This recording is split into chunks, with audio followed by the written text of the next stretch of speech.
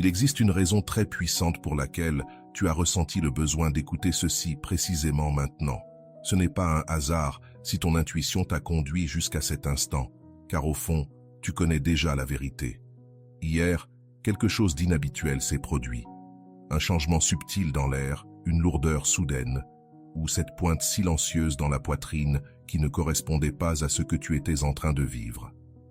Peut-être étais-tu occupé, en train de rire ou d'essayer de te reposer, quand soudain, un vide t'a traversé sans prévenir, comme si quelque chose d'invisible avait frôlé ton âme. Je veux que tu le saches clairement. Tu n'imaginais rien. Cette anxiété apparue brusquement n'est pas née en toi, elle t'a atteint. C'était l'écho d'une crise émotionnelle que quelqu'un d'autre traversait à distance. Cette personne va très mal à cause de toi. Il ne s'agit pas d'une simple nostalgie, mais d'un véritable effondrement intérieur. Hier, sa structure émotionnelle a été ébranlée jusqu'aux fondations. Elle t'a ressenti comme jamais depuis la séparation, car les liens profonds ne comprennent ni les silences, ni les blocages. Carl Jung expliquait que les connexions véritables fonctionnent comme des vases communicants de l'inconscient. Quand l'un déborde, l'autre le perçoit. C'est exactement ce que tu as vécu. Cette inquiétude qui t'a poussé à regarder ton téléphone ou à te réveiller au milieu de la nuit avec son nom flottant dans ton esprit était le signe que ses défenses sont tombées. Si ce message te touche, abonne-toi et laisse un « Je suis abonné » en commentaire. Ainsi, YouTube nous remettra en lien. Ce qui suit va t'apporter une compréhension libératrice. Pendant longtemps, cette personne a tenté de construire un mur d'indifférence. Elle s'est convaincue qu'elle pouvait continuer sans toi, que l'oubli était une option viable. Mais hier, ce mur s'est effondré. Tout ce qui avait été réprimé, les mots non dits, les impulsions contenues, les émotions niées, a explosé dans son monde intérieur. L'énergie accumulée était si intense que tu as pu la ressentir physiquement. Jung appelait cela le moment où l'ombre cesse de soutenir le masque et où la vérité émerge sans demander la permission. Ton esprit a peut-être cherché des explications logiques, le stress, la fatigue, l'imagination. Mais ton âme sait distinguer ce qui lui appartient de ce qui vient d'ailleurs. Ce que tu as ressenti était un cri silencieux à l'aide. Cette personne s'est retrouvée face à la réalité brute de ton absence, et le poids a été insupportable. Aucune distraction n'a fonctionné, aucun bruit n'a éteint ton souvenir. Même si elle n'a pas couru vers toi, son énergie, elle, l'a déjà fait. Cet effondrement n'est pas arrivé par hasard. Ce n'était ni une mauvaise journée, ni une nuit sensible.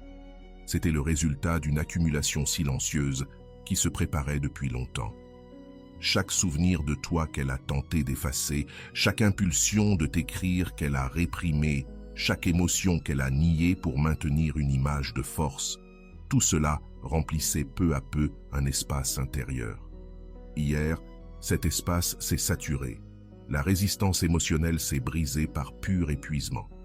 Feindre l'indifférence face à ce que l'âme reconnaît comme vital consomme une énergie qui n'est pas infinie.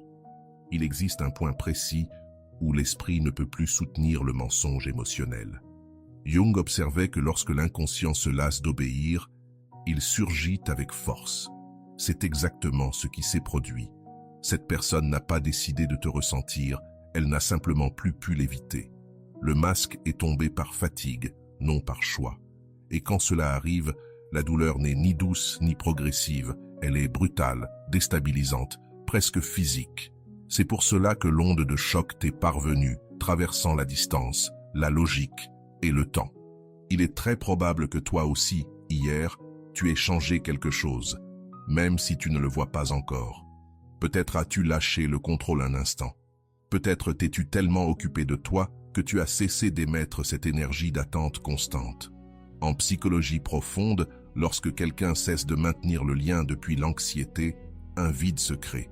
Et le vide, dans la psyché comme dans l'énergie, est insupportable. Cet espace que tu as laissé libre est ce que l'autre a ressenti comme une perte réelle. Tant que tu étais là, disponible en silence, cette personne se sentait en sécurité.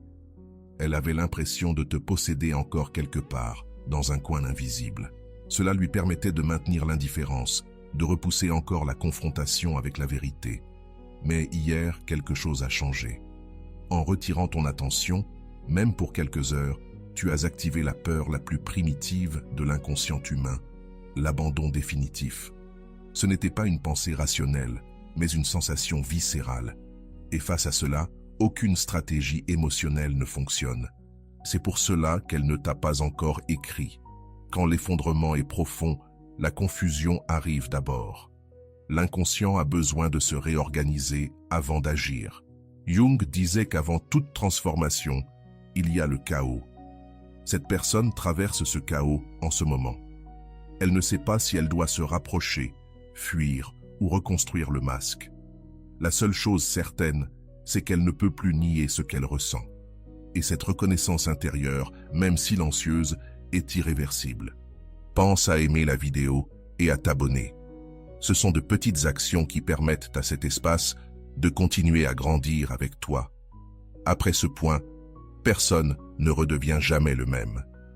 Tu te demandes peut-être pourquoi tu l'as ressenti dans ton corps et pas seulement dans ton esprit. La réponse est à la fois simple et complexe. Les connexions profondes ne vivent pas dans la pensée, elles vivent dans le système nerveux. Quand quelqu'un d'important s'effondre émotionnellement à cause de toi, ton corps l'enregistre avant ta raison. Cette oppression dans la poitrine, ce nœud dans l'estomac, cette agitation difficile à nommer, ce n'était pas de la suggestion, c'était une résonance. En thérapie profonde, on observe quelque chose de similaire. Des patients qui tentent de fermer des liens importants traversent souvent des crises soudaines lorsque la négation s'épuise. Des rêves intenses apparaissent, des souvenirs envahissants, des émotions qu'ils croyaient dépassées. C'est ce qui lui arrive maintenant. La figure qu'elle avait tenté d'archiver, toi, est revenue au centre, non comme un souvenir doux, mais comme une vérité inconfortable.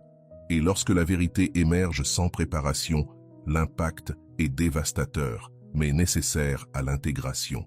C'est ici que beaucoup se trompent.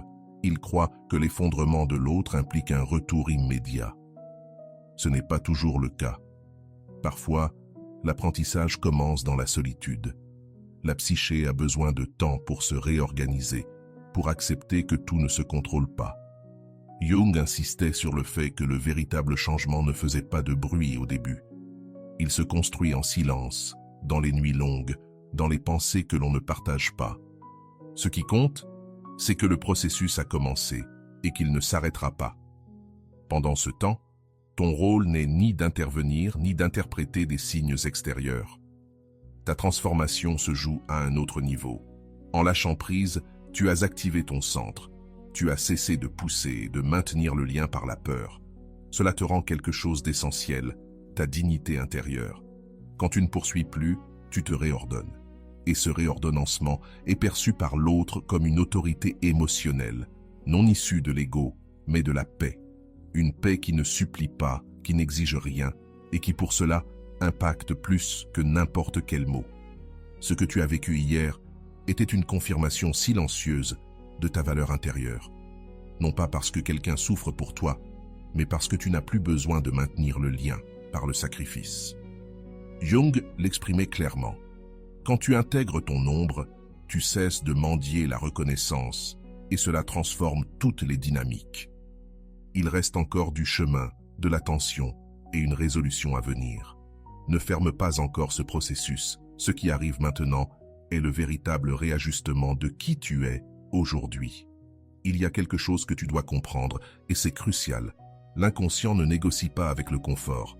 Lorsqu'une connexion a été niée trop longtemps, elle cherche une issue. Peu importe le nombre de distractions accumulées ou les nouvelles histoires construites par-dessus. Ce qui n'est pas intégré exerce une pression, et cette pression a éclaté hier, non pas sous la forme d'un drame visible, mais comme un effondrement intérieur. Le type de crise qui se produit dans la solitude, quand personne ne regarde, et qui laisse pour cette raison des marques profondes. Cette personne a été confrontée à une vérité inconfortable. Elle ne t'a pas dépassé, elle t'a seulement évité. Et il y a une différence immense entre guérir et s'anesthésier. Jung avertissait que ce qui était réprimé ne disparaît pas, mais se transforme en symptôme. Hier, Le symptôme a parlé, peut-être à travers l'insomnie, une tristesse soudaine ou une sensation de vide difficile à expliquer. À ce moment-là, ta présence est devenue inévitable, non comme un souvenir agréable, mais comme une absence impossible à ignorer. Quand l'inconscient active ce processus, l'ego entre en crise et l'image de contrôle se fissure. Cette personne croyait maîtriser ses émotions, mais hier elle a découvert le contraire. Et cette découverte fait mal. Elle fait mal parce qu'elle oblige à reconnaître une dépendance émotionnelle, un attachement non résolu, un besoin non avoué. Rien de tout cela ne s'accepte facilement. C'est pourquoi le premier réflexe n'est pas de te chercher, mais de résister. Cependant, cette résistance n'a plus la force d'autrefois. C'est ici que quelque chose de subtil mais de décisif se produit. Pendant que l'autre s'effondre, toi tu commences à te stabiliser, non par indifférence, mais par clarté. En cessant d'émettre de l'anxiété, tu as retrouvé ton axe. Ce changement intérieur se ressent comme un soulagement, même si tu ne sais pas l'expliquer. C'est le corps qui relâche une charge qui ne lui appartenait pas. Et lorsque l'un des deux se recentre, tout le système se reconfigure. L'équilibre ne dépend plus du sacrifice mutuel. Jung appelait cela l'individuation, le processus de retour à soi. Hier, tu as fait un pas sans le savoir. Tu as cessé d'attendre une validation extérieure et cela a déclenché un effet miroir. L'autre a ressenti la perte du rôle que tu occupais dans sa psyché. Tu n'étais plus le soutien invisible. Et lorsque ce soutien disparaît, le vide devient évident. Ce n'est pas une punition, mais la conséquence naturelle d'un changement intérieur authentique. C'est pour cela que l'intensité a été si forte. Il ne s'agissait pas seulement de te manquer, mais de perdre une structure émotionnelle familière. L'inconscient s'accroche à ce qui est connu, même lorsque cela fait souffrir. Hier, cette familiarité s'est brisée, et face à l'inconnu, la peur est apparue. Une peur sans mots, ressentie comme une chute libre. Tu l'as perçue parce que la connexion existe encore, même si elle ne fonctionne plus depuis le même endroit qu'avant. Ce type de crise ne cherche pas à te réunir avec quelqu'un, il cherche à te révéler quelque chose. Il révèle que ta valeur n'était pas d'être nécessaire, mais d'être intègre, que le lien ne se maintient pas par l'insistance, mais par une présence réelle. Jung insistait sur le fait que l'amour authentique commence lorsque la dépendance prend fin. Ce qui s'est produit hier marque le début de cette transition inconfortable, silencieuse, nécessaire. Rien de véritablement profond ne naît sans franchir ce seuil. Peut-être remarques-tu que tu n'as plus besoin d'interpréter les signes extérieurs, que tu vérifies moins, que tu anticipes moins. C'est l'intégration. Quand l'attention revient à toi, le système nerveux se régule, et cette régulation est perçue par l'autre comme une distance, même si ce n'en est pas une. Ce n'est pas de la froideur, c'est de la cohérence intérieure. La cohérence a un poids que l'anxiété n'atteindra jamais. C'est pour cela que l'impact s'inverse maintenant. La psyché humaine réagit à ce qu'elle ne peut pas contrôler. Tant que tu étais disponible, tu étais prévisible. Aujourd'hui, tu ne l'es plus. Tu es devenu un silence stable, et ce silence oblige l'autre à se regarder sans distraction. Jung affirmait que personne ne fuit le miroir indéfiniment. Hier, ce miroir s'est allumé, non avec des reproches, mais avec la vérité. Et la vérité, lorsqu'elle arrive tard, fait plus mal, mais transforme aussi plus profondément. L'essentiel ici n'est pas ce que fera cette personne, mais ce qui s'est déjà produit en toi. Tu as retrouvé ton centre sans lutter. Tu as cessé de soutenir au prix de l'épuisement.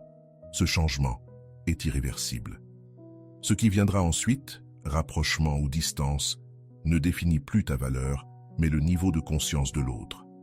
Et cela marque le début d'une étape différente, plus claire, plus solide. Le point culminant n'est pas encore atteint, mais le terrain a déjà changé. Désormais, la dynamique évolue sans besoin d'annonce. Lorsqu'une personne perd l'accès émotionnel qu'elle tenait pour acquis, elle commence à revisiter son histoire intérieure, non pour t'idéaliser, mais pour comprendre ce qu'elle a réellement perdu. Ce processus est lent, silencieux et profondément inconfortable. Jung expliquait que l'âme ne lâche pas ce qu'elle n'a pas compris. C'est pourquoi, même sans contact, le mouvement continue. La transformation ne se voit pas toujours de l'extérieur, mais se ressent comme une marée interne qui ne recule pas. Il est possible que tu ressentes en toi une calme étrange, mêlée de lucidité.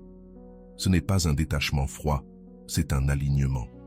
Lorsque tu ne luttes plus pour être choisi, ton énergie cesse de se fragmenter et cette intégrité se perçoit même à distance.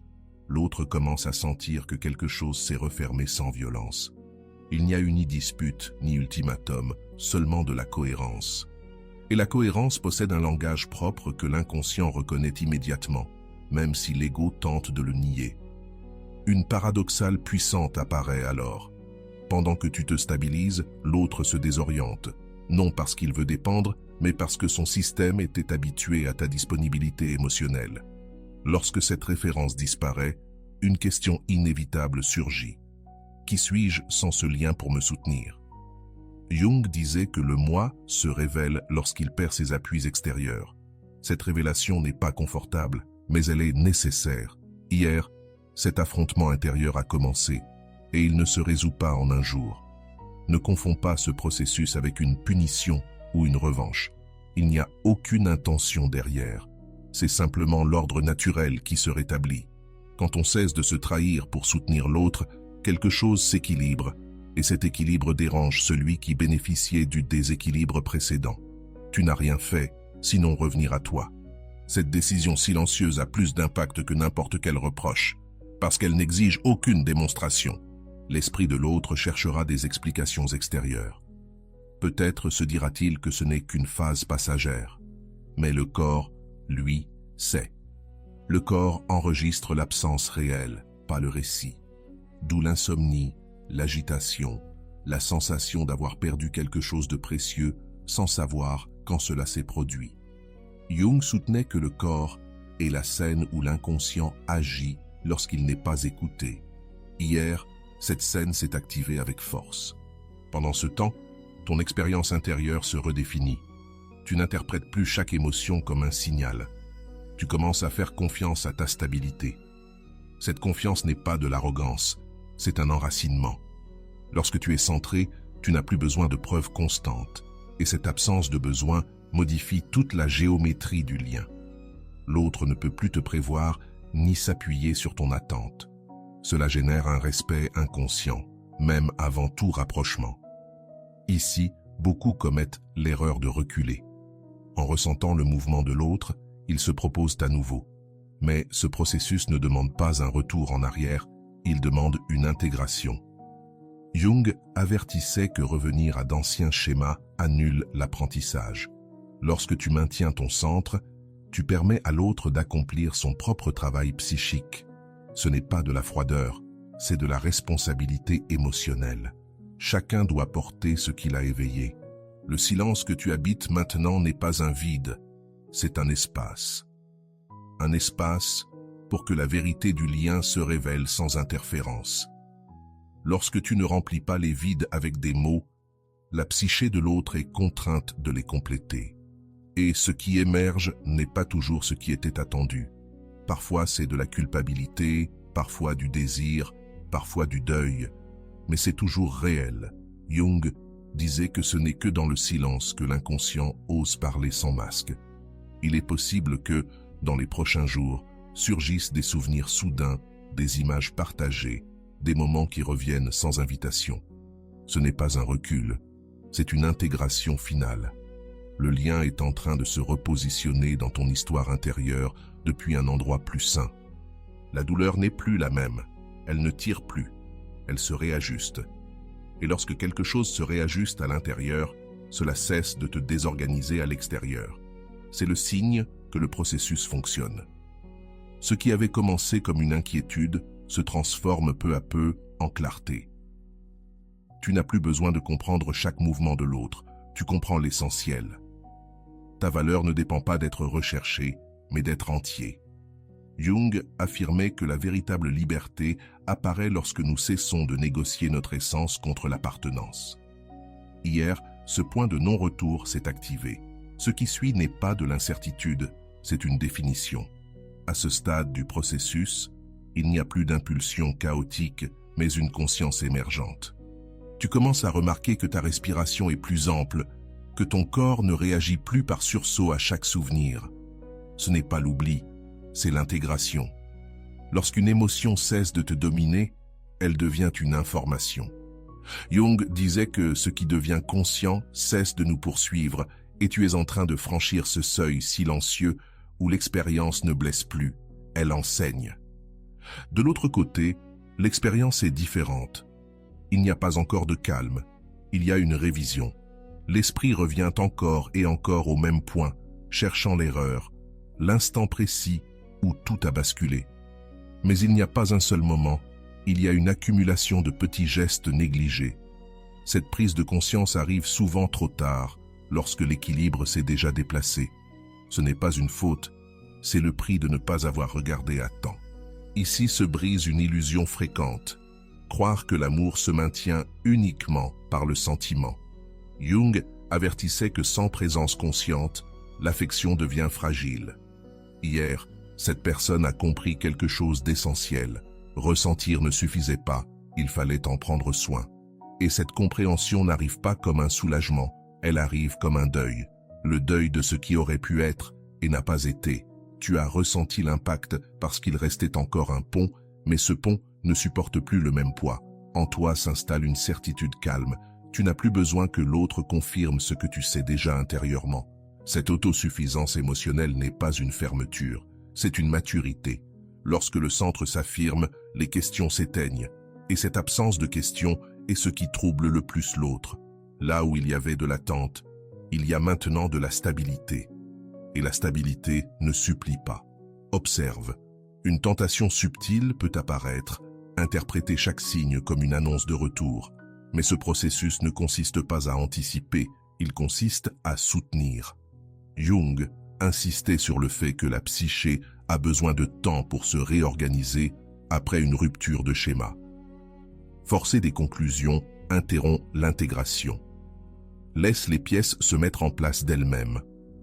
Le véritable pouvoir réside maintenant dans ta capacité à ne pas intervenir depuis l'anxiété. Quelque chose d'important se produit lorsque tu n'interviens pas. L'autre ne peut plus s'appuyer sur ta réaction. Il doit se confronter à lui-même, sans amortisseur émotionnel. Cette expérience est rude, mais formatrice. Parfois, dans ce silence, surgit un désir authentique. D'autres fois, surgit l'acceptation. Les deux sont des résolutions valables. L'essentiel, c'est que tu ne dépends plus d'aucune. Ton système interne a cessé d'osciller à chaque possibilité. C'est le point où la narration intérieure se réécrit. Tu ne te définis plus par ce que tu as donné, ni par ce que tu as attendu, mais parce que tu as soutenu avec intégrité. Jung affirmait que l'identité se consolide lorsque nous cessons de demander la permission d'être qui nous sommes. Cette consolidation n'est pas bruyante, mais elle est ferme. Et une fois ferme, rien d'extérieur ne la désarme facilement. Le souvenir peut encore apparaître, mais il n'envahit plus. Il arrive, se présente, puis s'en va. C'est le signe le plus clair que le lien a changé de place. Il n'a pas été effacé, il a été reconfiguré. Lorsque quelque chose s'intègre, cela cesse d'exiger une attention constante. Tu continues d'avancer avec une sensation nouvelle, une légèreté, non pas parce que rien n'a compté, mais parce que tu ne portes plus ce qui ne t'appartient pas. De l'autre côté, l'expérience reste intense, car il n'y a plus de réponse immédiate pour apaiser. Jung disait que l'âme apprend lorsque l'écho ne revient pas tout de suite. Ce vide oblige à réfléchir, à ressentir sans anesthésie. Ce que cette personne décidera ensuite naîtra de ce processus, non de ta pression. Et c'est ce qui fait toute la différence entre un mouvement authentique et un mouvement réactif. L'essentiel a déjà eu lieu. L'axe s'est déplacé vers toi. Tu ne regardes plus le lien depuis le manque, mais depuis le choix conscient. Cette transition est le véritable climax psychologique. À partir d'ici, ce qui arrive ne te désorganise plus, cela te révèle. Jung le résumait ainsi. Lorsque le centre se renforce, le monde cesse d'être une menace et devient un décor. Et tu viens de prendre ta place. Tu entres maintenant dans une phase différente, plus silencieuse, plus stable. Tu n'as plus besoin de comprendre le pourquoi de tout ce qui s'est produit. Certaines vérités ne s'expliquent pas, elles s'installent. Ton énergie a cessé de chercher des réponses à l'extérieur et a commencé à s'ordonner à l'intérieur. Cela génère une sensation nouvelle, presque étrange, une stabilité sans euphorie. Jung indiquait que cet état apparaît lorsque le moi cesse de réagir et commence à observer. À partir de là, plus rien n'exerce le même pouvoir sur toi. Pendant que tu te stabilises, l'autre affronte une question inconfortable. Non pas sur toi, mais sur lui-même. Pourquoi a-t-il perdu quelque chose qui semblait acquis? À quel moment a-t-il cessé de prendre soin? Ces questions ne cherchent pas des coupables, elles cherchent du sens. Et le sens n'arrive pas rapidement. Il arrive après des nuits longues, après des souvenirs qui ne réconfortent plus. Tu n'as pas besoin d'assister à cela. Le processus se déroule malgré tout, car la psyché ne s'arrête pas en l'absence de témoins. C'est ici que beaucoup confondent le calme avec la froideur. Mais ce que tu ressens n'est pas une déconnexion, c'est une cohérence. Lorsqu'une émotion ne gouverne plus, elle devient une partie de ton histoire, non de ton présent. Jung disait qu'intégrer ne signifie pas effacer, mais placer correctement. Et c'est exactement ce que tu fais. Le lien n'occupe plus le centre de ton identité. Il est désormais un chapitre, pas le livre entièrement. Cette différence change tout. Tu remarques peut-être que tu n'imagines plus des scénarios futurs avec anxiété. La pensée s'apaise, non pas parce que tu as perdu de l'intérêt, mais parce que tu as retrouvé une direction. Quand l'axe revient vers toi, le temps cesse de faire pression. Il n'y a plus d'urgence. Et cette absence d'urgence est ce qui transforme le plus profondément les dynamiques humaines. L'autre peut ressentir cela comme de la distance, alors qu'en réalité, c'est une présence à toi-même. Jung affirmait que l'attachement s'affaiblit lorsque l'individu se reconnecte à son centre créatif. Hier, ce mouvement s'est activé. Ce n'était pas spectaculaire, c'était profond. Tu as commencé à te choisir sans l'annoncer, et ce choix silencieux reconfigure tout le système émotionnel. Tu ne cherches plus l'attention, tu ne traduis plus les silences, tu existes simplement depuis un espace plus plein. Cela ne pousse pas, cela attire ou libère selon ce qui est juste. De l'autre côté, l'expérience reste ambiguë. Il y a le désir de se rapprocher et la peur de le faire, non par orgueil, mais par vulnérabilité. Se rapprocher maintenant implique de reconnaître une perte de contrôle, et cela fait peur. Jung observe que l'ego résiste à tout ce qui l'expose, mais la graine est déjà plantée. La reconnaissance intérieure ne peut plus être annulée. Même si l'on tente de la nier, quelque chose a changé pour toujours. Ta tâche n'est pas d'attendre un résultat, mais de soutenir ta cohérence. Chaque fois que tu choisis de ne pas intervenir depuis l'impulsion, tu renforces ton identité. Et une identité solide ne négocie pas sa valeur. Cette solidité n'est pas de la dureté, c'est du respect de soi. Quand le respect de soi apparaît, les relations cessent d'être fondées sur le besoin et commencent à l'être sur la conscience. C'est la frontière que tu viens de franchir. Il se peut qu'un jour arrive un signe, un mot, un geste, ou peut-être pas. Les deux possibilités ne te désorganisent plus parce que tu as compris quelque chose d'essentiel. Ta stabilité ne dépend pas de la réponse de l'autre. Jung appelait cela l'autonomie psychique. C'est le moment où l'individu cesse de se définir à travers le regard extérieur. Et quand cela se produit, la peur perd sa voix dominante. Ce processus ne t'éloigne pas de l'amour. Il te rapproche d'un amour plus réel. Un amour qui ne repose pas sur l'attente, mais sur la présence, qui n'exige pas de garantie, mais de la cohérence. Jung soutenait que seul celui qui peut être seul est prêt pour un lien sain. Et tu arrives à ce point, non par rejet, mais par intégration. C'est cela, la maturité émotionnelle authentique. Ce qu'il reste à faire maintenant, c'est permettre à la vie de répondre sans la forcer. Tu as déjà accompli la partie la plus difficile, lâcher le contrôle intérieur. À partir d'ici, tout mouvement extérieur sera clair. Il n'y aura plus de confusion. Jung le résumait avec précision. Quand l'âme s'ordonne, le destin cesse de résister. Tu entres dans cette phase finale où tout se définit sans lutte et depuis la vérité. Tout s'apaise, non parce que plus rien n'importe, mais parce qu'il n'y a plus de conflit intérieur. Le bruit baisse quand la cohérence s'installe. Tu ressens une clarté qui n'a pas besoin d'explication. Il n'y a pas de hâte, pas d'urgence, pas de peur. Seulement une certitude calme. Tu as fait ce qu'il fallait pour toi. Jung disait que la paix n'arrive pas quand tout se résout, mais quand nous cessons de nous trahir pour maintenir des liens qui ne peuvent plus grandir depuis le même endroit. Cet état n'est pas de l'indifférence, c'est un respect profond pour ton processus. Tu as cessé de négocier ton essence contre une promesse incertaine, et cela se manifeste comme un soulagement dans le corps, comme un repos mental. Quand le système nerveux se régule, l'âme respire. Jung observait que la véritable croissance n'est pas expansive au début, elle est silencieuse.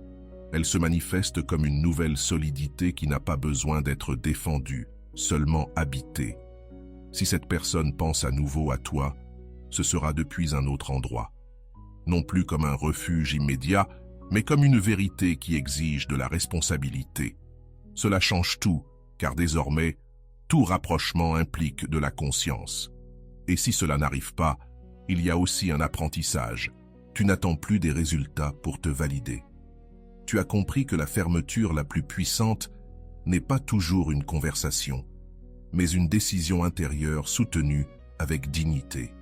Ici, le récit cesse de tourner autour de l'autre. Tu deviens l'axe, non par ego, mais par intégrité. Quand le centre se renforce, l'histoire s'ordonne d'elle-même. Jung affirme que la vie extérieure reflète le niveau d'intégration intérieure. Et tu as fait un pas dont il n'y a pas de retour. Tu n'aimes plus depuis la peur, tu ne restes plus là où tu dois te réduire pour appartenir. Le souvenir peut encore apparaître, mais il ne commande plus. Il se manifeste comme un écho, non comme une blessure ouverte. C'est le signe d'une véritable clôture. Il n'y a pas de déni, il y a de l'acceptation. Et l'acceptation ne paralyse pas. Elle libère. Jung appelait cela la réconciliation avec l'ombre.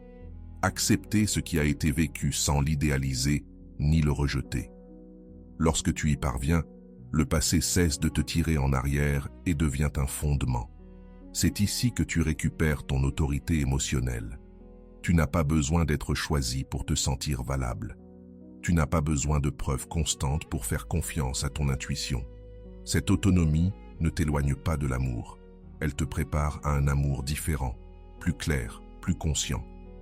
Jung soutenait que seul celui qui a appris à être avec lui-même peut partager sans se perdre.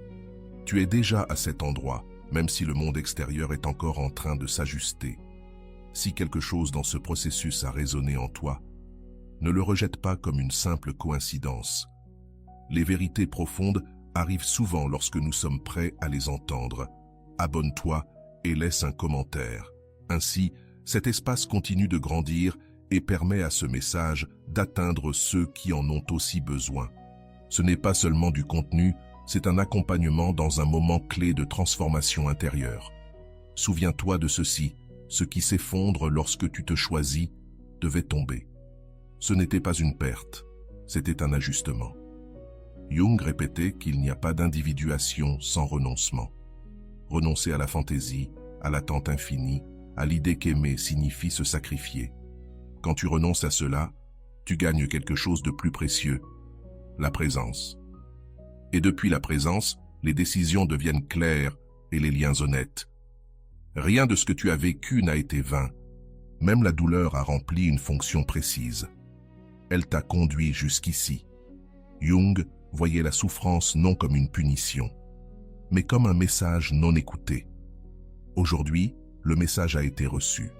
Le cycle se ferme sans fracas, sans reproche, avec une sensation ferme de cohérence. Et cette cohérence sera ta boussole désormais. C'est la fin, non du lien, mais de la version de toi qui attendait des miettes émotionnelles. Aujourd'hui, tu ne cours plus derrière ce qui doute. Aujourd'hui, tu te choisis avec calme et élégance. Jung nous rappelait que le véritable pouvoir naît lorsque nous cessons de chercher l'approbation et que nous commençons à nous habiter pleinement. Abonne-toi et écris « Je me choisis » en commentaire si ce message t'a accompagné jusqu'ici.